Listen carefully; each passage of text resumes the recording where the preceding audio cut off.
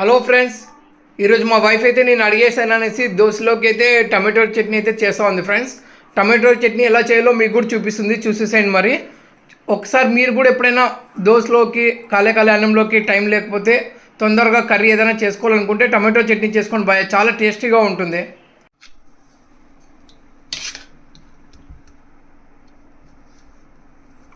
ఎన్ని తీసుకోవాలి మీరు టమాటో చట్నీకి?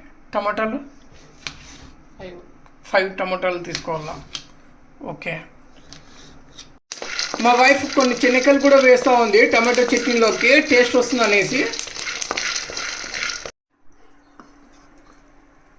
ఫస్ట్ వచ్చేసి ఆయిల్ వేసుకుందా,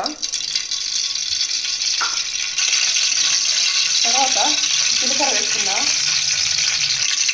తర్వాత వెల్లుల్లి వేసుకుందా,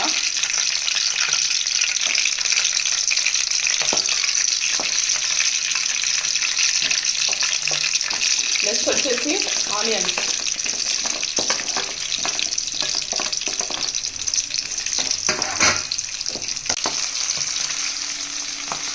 నెక్స్ట్ వచ్చేసి టమోటాలు,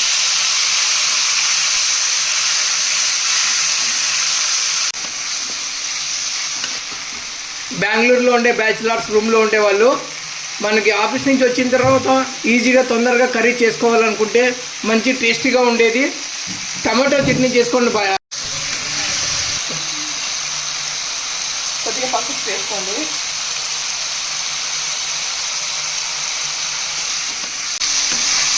బెంగళూరులో ఉండే బ్యాచిలర్స్ ఆఫీస్ నుంచి సాయంత్రం వచ్చిన తర్వాత తొందరగా కర్రీ చేసుకోవాలనుకుంటే టమాటో చట్నీ చేసుకోండి బాయ్, చాలా టేస్టీగా ఉంటుంది ఫుడ్లో కూడా. అన్నీ బాగా మగ్గినాయండి, ఆఫ్ చేస్తాను గ్యాస్. ఇప్పుడు అన్నీ మిక్సీకి వేసుకోవాలంట బాయ. ఈ పల్లీలన్నీ తీసుకొని మిక్సీ గిన్నెలోకి వేసుకోండి, తర్వాత తగినంత ఉప్పు వేసుకోండి. దాంట్లోకి టమాటో, పచ్చిమిర్చి, ఎల్లిపాయలు అన్నీ ఉడికించి మనం మిక్సీ గిన్నెలోకి వేసుకోవాలి. అంతే బాయ, చాలా ఈజీ బాయ.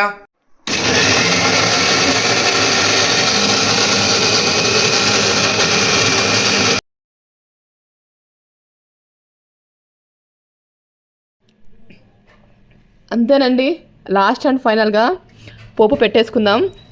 దానికి ఆయిల్ వేసుకొని హీట్ అయినాక ఆవాలు, కరివేపాకు అండ్ ఎండుమిర్చి వేసుకోవాలి. అంతేనండి, టమోటా చట్నీ రెడీ అయిపోయింది.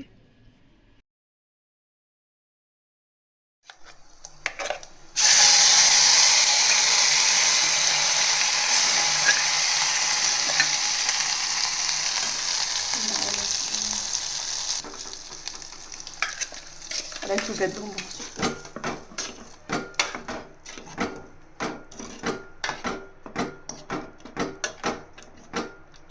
అంతేనండి, చట్నీ రెడీ అయిపోయింది.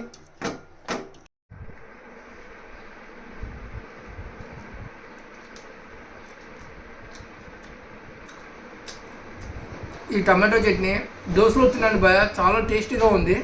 చాలామంది అన్నంలో కూడా తింటారు, నాకైతే దోశలోకి చాలా బాగా నచ్చుతుంది బాయ్ ఈ చట్నీ మాత్రం.